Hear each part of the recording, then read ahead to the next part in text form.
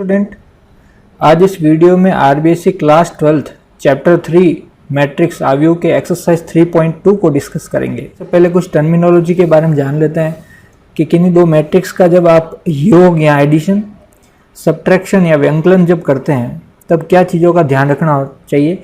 सबसे पहली चीज़ तो ये है कि जिन दो मैट्रिक्स का आप एडिशन या सब्ट्रैक्शन करने जा रहे हैं उनका ऑर्डर सेम होना चाहिए, नहीं तो वो एडिशन और सब्ट्रैक्शन होगा ही नहीं। ऑर्डर ये जो यहाँ लिखा होता है वही ऑर्डर होता है। ये m इंटू एन, m जहाँ पे m होती है पंक्तियों की संख्या और n होता है स्तंभों की संख्या, रो और कॉलम। तो यहाँ पे भी m इंटू एन ही होना पड़ेगा, तभी वो एडिशन और सब्ट्रैक्ट कर पाएंगे। अगर कुछ और हो गया तो वो नहीं कर पाएंगे अपन। तो यहाँ पे एग्जाम्पल कैसे ले रहे हैं कि ए मैट्रिक्स आपकी मान लेते हैं 1 2 3 4 5 6 और बी मैट्रिक मान लेते हैं 0 1 2 3 4 5। ठीक है, तो यहाँ पे इनका अगर मैं ऑर्डर लिखना चाहूँ तो ऑर्डर कैसे लिखते हैं? सबसे पहले लिखते हैं रो। यहाँ पे टोटल पंक्तियाँ कितनी हैं? 2, तो यहाँ पे रो हो जाएगी 2। फिर लिखते हैं स्तंभ, तो कॉलम कितने हैं यहाँ पे? 3, तो यहाँ पे लिख दूंगा मैं 3। सेम यहाँ पे भी 2 इंटू 3 आ जाएगा क्योंकि ये दोनों सिमिलर है मैट्रिक्स।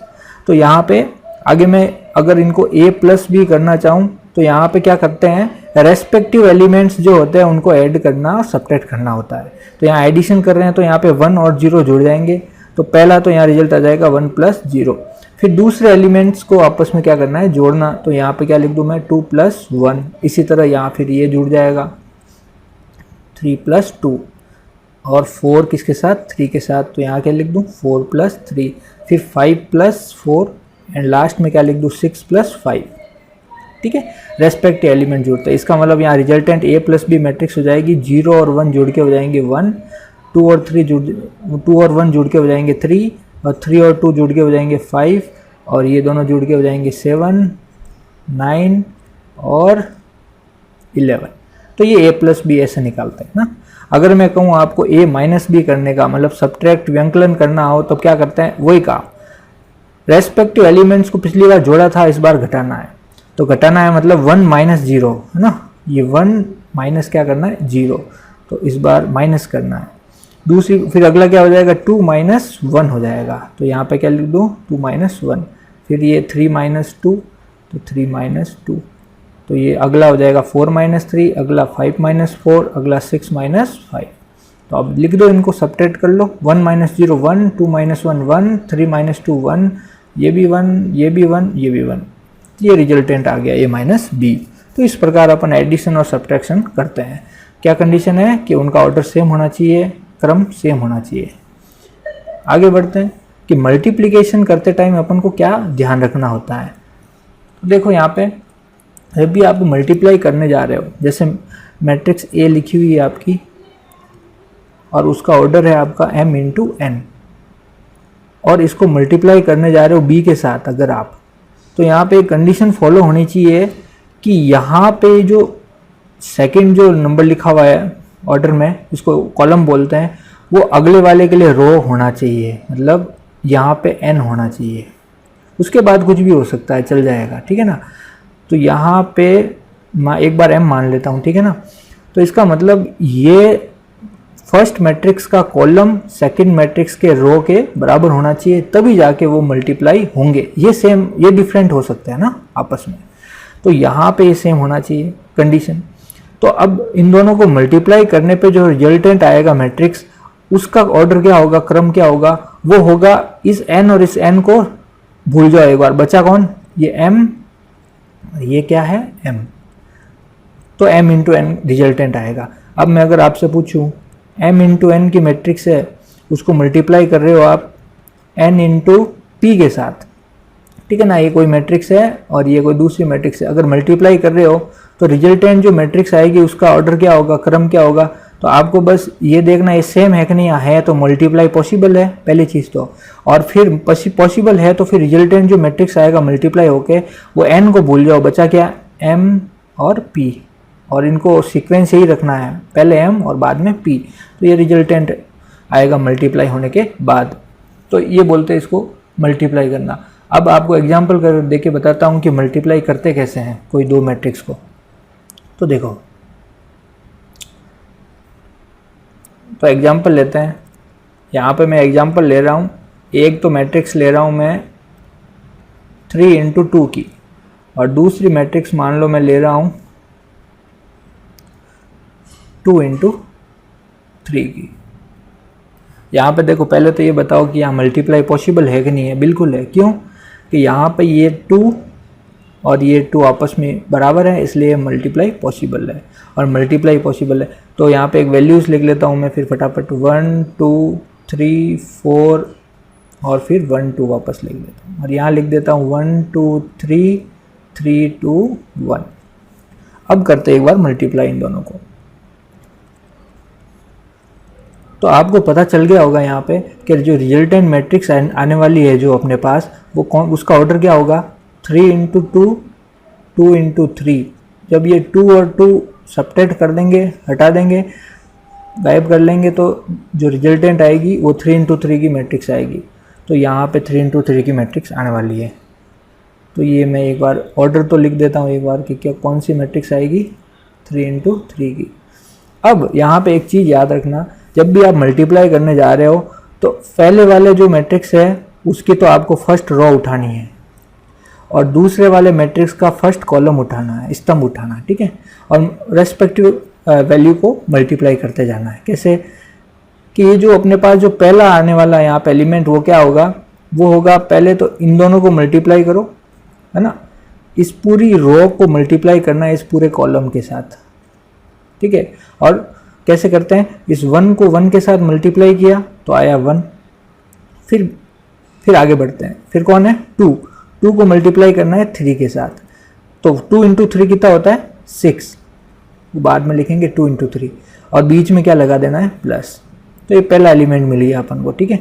दूसरा एलिमेंट कैसा आएगा, अब क्योंकि अपन उसी रो में चल रहे हैं, ठीक है ना, उसी रो में चल रहे हैं, इसका मतलब क्या कर लिख दूं मैं, एक सेकेंड,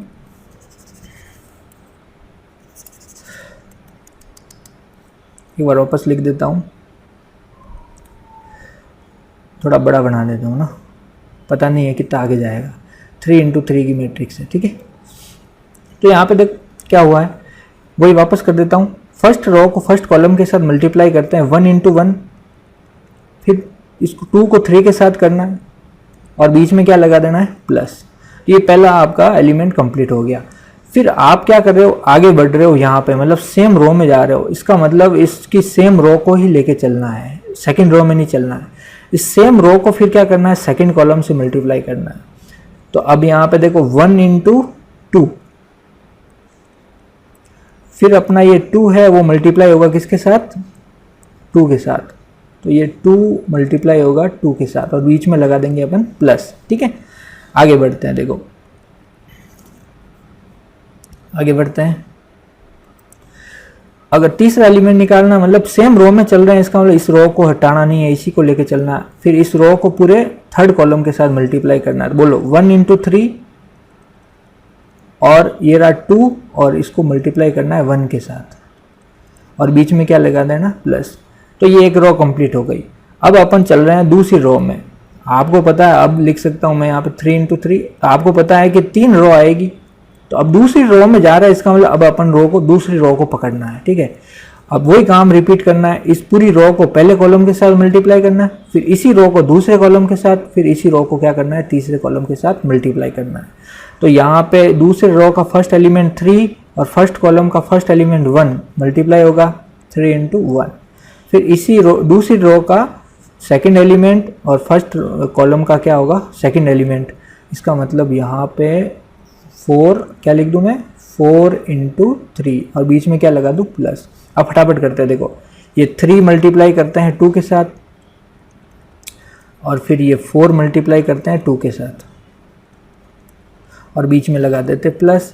फिर 3 × 3,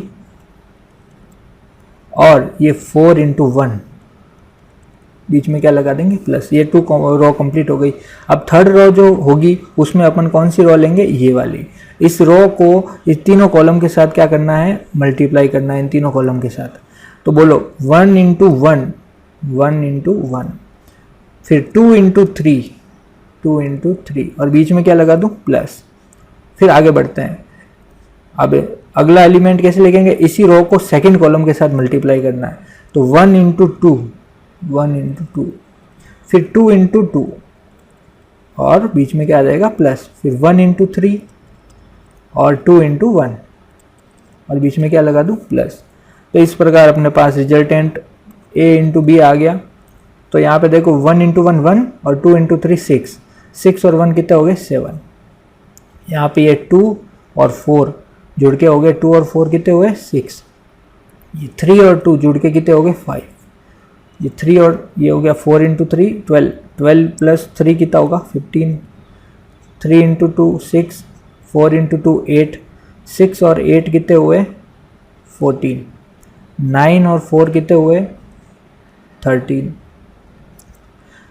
1 और 6 जुड़ के कितने हुए 7, 2 और 4 जुड़ के कितने हुए 6, और ये 3 और 2 5। तो ये रिजल्टेंट अपना 3 इंटू थ्री की मैट्रिक्स आ गई। तो ऐसे मल्टीप्लाई करते हैं। और देखो मल्टीप्लाई में ही एक स्पेशल केस है कि कोई स्केलर कांस्टेंट है कोई, उससे अगर किसी मैट्रिक्स को मल्टीप्लाई करते हैं तो किस चीज़ का ध्यान रखना होता है। कैसे, जैसे आपकी कोई ए मैट्रिक्स दे रखा है 1 2 3 4 5 6 7 8 9, ये 3 इंटू थ्री की मैट्रिक्स है, 3 रो है और 3 ही क्या है यहाँ पे कॉलम। अगर मैं कहूँ इस ए मैट्रिक्स को आपको 2 से मल्टीप्लाई करना है, ठीक है ना, तो आपको मैं पहले वाले वीडियो में बता चुका हूँ कि जब भी कांस्टेंट से मैट्रिक्स में मल्टीप्लाई करते हैं तो ये 2 है ना हर एक एलिमेंट से जाके अंदर मल्टीप्लाई होगा, ठीक है ना। इसका मतलब ये जो 2 होगा, मैं अगले स्टेप में लिख देता हूँ 1 2 3 4 5 6 7 8, तो अगले स्टेप में लिख दूँ ये 2 अंदर जाके मल्टीप्लाई होगा 1 के साथ भी, ये 2 2 के साथ भी, 2 3 के साथ भी,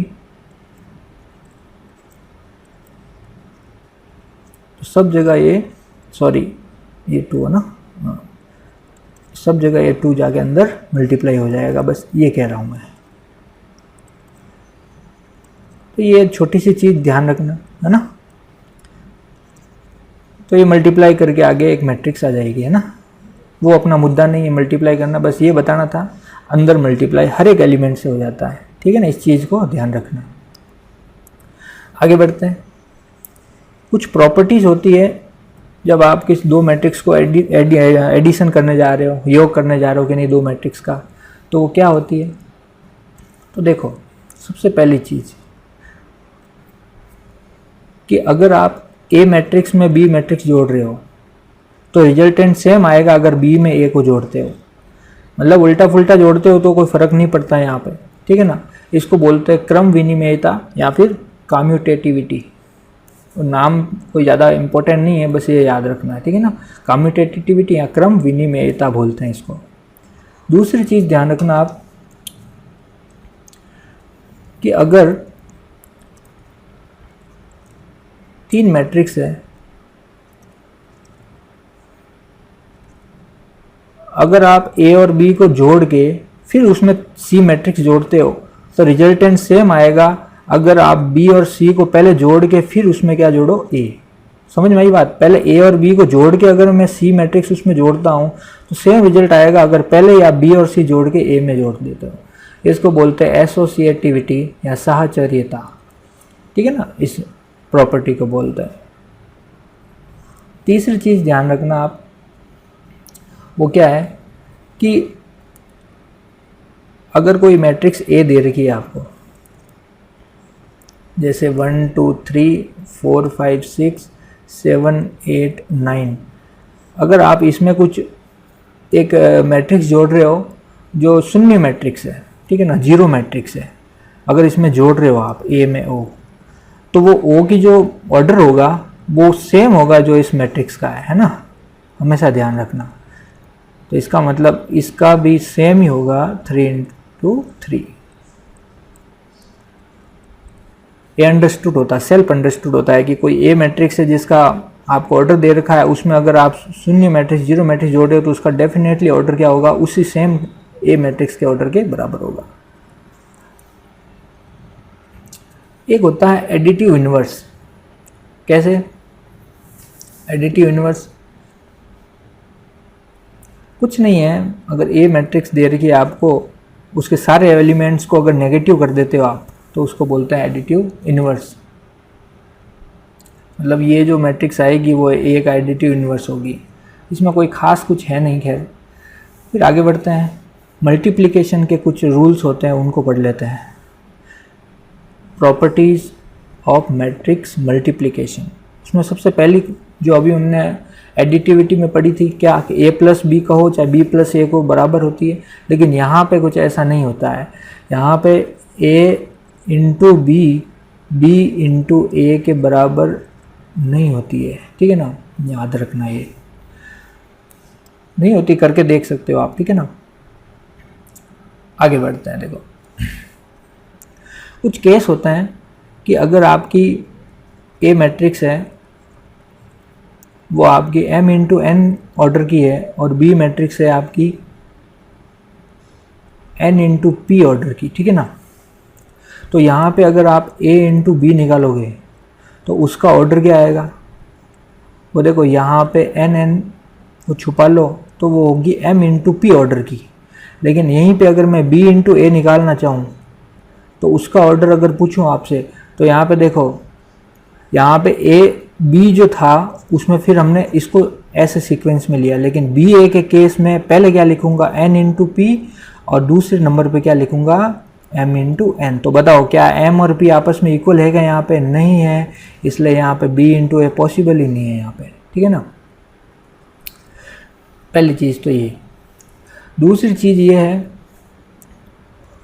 कि अगर ए मैट्रिक्स है आपके पास, उसका ऑर्डर m इंटू एन है और दूसरी मैट्रिक्स उसका ऑर्डर इसका जस्ट उल्टा है n इंटू एम, तो यहाँ पे अगर a इंटू बी का ऑर्डर पूछूँ आपको तो आप सिंपल बता दोगे n और n को गायब कर दो तो आएगा m इंटू एम की मैट्रिक्स। तो b इंटू ए अगर निकालना चाहूँ तो यहाँ पे क्यों डिफरेंट आता है, ये a इंटू बी के बराबर क्यों नहीं आता, देखो यहाँ पे उल्टा करना है। इसका मतलब पहले क्या, b इंटू ए मतलब पहले b को लिखना है फिर a को लिखना है, मतलब m इंटू एन। तो यहाँ पे अब m और m को भूल जाओ तो बचा क्या n इंटू एन। तो क्या ये ऑर्डर आपस में बराबर है क्या, नहीं है, इसलिए यहाँ पे मैंने बोला था ये आपस में इक्वल नहीं होती है। तो कुछ बातें समझ में आई। आगे बढ़ते हैं, देखो इसमें ही कुछ बातें और हैं, सेम चल रहा है अपना प्रॉपर्टीज ऑफ मल्टीप्लिकेशन। अगली बात अपन अगर मैं कहूँ वो ये है कि यहाँ पे जो हमने एडिटिविटी में भी देखा था कि ए बी सी अगर तीन मैट्रिक्स है उनको मल्टीप्लाई कर रहा हूँ, तो आप अगर ए और बी को मल्टीप्लाई करके फिर उसमें सी को मल्टीप्लाई करते हो तो वो बराबर होगा अगर बी और सी को मल्टीप्लाई करके फिर उसमें ए को मल्टीप्लाई करते हो। तो मतलब एसोसिएटिविटी या साहचर्यता के नियम को ये क्या करते हैं, फॉलो करते हैं यहाँ पे, ठीक है ना। पहली चीज़ तो ये। फिर आगे बढ़ते हैं, कुछ बातें हैं यहाँ पे।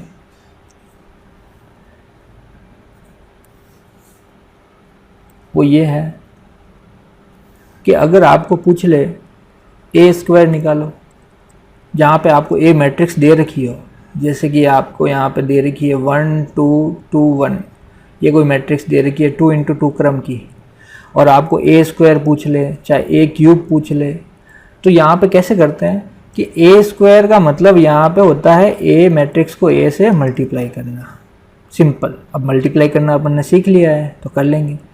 ए क्यूब का मतलब होता है यहाँ पे ए स्क्वायर जो यहाँ से रिजल्ट आया है उसको फिर ए से एक बार मल्टीप्लाई करो।